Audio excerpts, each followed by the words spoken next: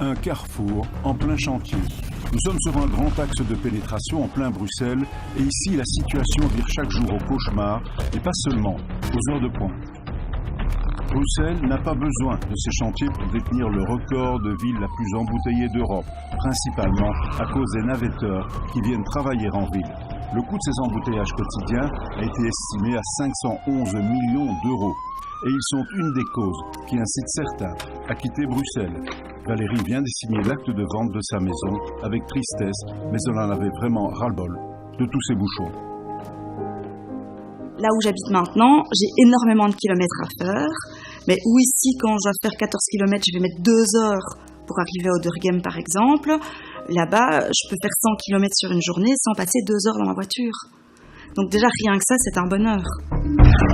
Pour beaucoup d'entreprises installées à Bruxelles, ces problèmes de mobilité deviennent rédhibitoires.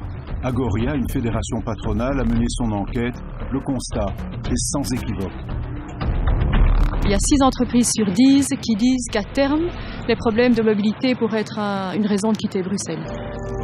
Une alternative aux navettes en voiture se dessine lentement aux portes de Bruxelles, en région flamande. On appelle cette piste cyclable qui longe le chemin de fer le RER vélo. Une utopie pour nos rêveurs ? C'est une réelle alternative puisque maintenant, sur ce type de voirie, on peut faire facilement une vingtaine de kilomètres, surtout maintenant avec l'émergence des vélos à assistance électrique. Et donc ça permet vraiment de désengorger finalement des RER trains qui sont déjà remplis, je dirais. Et ça permet vraiment aux personnes qui le souhaitent de rentrer dans Bruxelles. Donc c'est une réelle alternative, c'est des voies qui sont directes, rapides. Et la Flandre l'a très bien compris puisqu'elle commence à développer tout son réseau. Si Marie-Caroline s'est décidée à quitter sa commune de Saint-Gilles où elle habite depuis 17 ans, ce n'est pas à cause des embouteillages, mais parce que les loyers deviennent impayables pour les Bruxellois. Ça va. Je dois quitter la ville, faute d'avoir les moyens de continuer à louer un appartement que je trouve décent pour ma famille à Bruxelles. Elle le sait, elle regrettera cette commune de Saint-Gilles où elle aime retrouver côte à côte le boucher Gaston et un boucher de viande halal.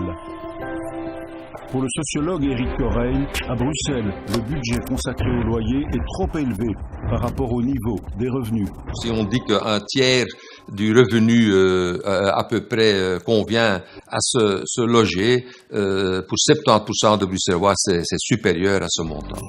Surtout qu'un tiers des Bruxellois vit sous le seuil de pauvreté. Ici, à l'Union des locataires d'Anderlecht, l'une des communes les plus pauvres de Bruxelles, on est chaque jour confronté à cette réalité. La plupart des gens qu'on voit arriver ici en permanence ont un revenu de remplacement, donc CPS ou chômage. Donc on sait qu'il y a toute une catégorie de la population qui forcément va être obligée de chercher des solutions ailleurs qu'à Bruxelles. Il y a ceux qui quittent, mais ceux qui arrivent sont plus nombreux encore.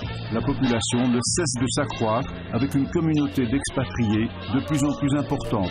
Elle contribue à créer quelques 40 000 emplois indirects, mais elle est aussi une des causes de l'augmentation du prix de cet immobilier. La première communauté française de Bruxelles est française. Cécilia fait sa vie à Bruxelles depuis 7 ans. Elle n'envisage pas un retour en France. Moi, je viens de la région parisienne et en effet, je gagne énormément en qualité de vie. J'habite dans une commune qui est centrale, à côté des transports en commun. Bientôt, je serai dans une petite maison. On peut facilement aller dans des parcs parce qu'il y a des parcs partout. Donc, je trouve en effet que, en tout cas, pour la vie de famille, la qualité de vie est vraiment bien meilleure à Bruxelles. Bruxelles connaît aussi un taux de natalité très élevé, surtout dans les communes les plus pauvres. Des enfants qu'il faudra scolariser et déjà, un manque de place se dessine. Ça va vraiment devenir problématique dans moins de 20 ans. Et donc, je ne sais pas où on mettra tous ces enfants, mais c'est vrai que là, il y a vraiment encore de quoi faire. Donc aujourd'hui, les pouvoirs publics devraient créer une école par mois. On en crée une par an. Ça ne va pas.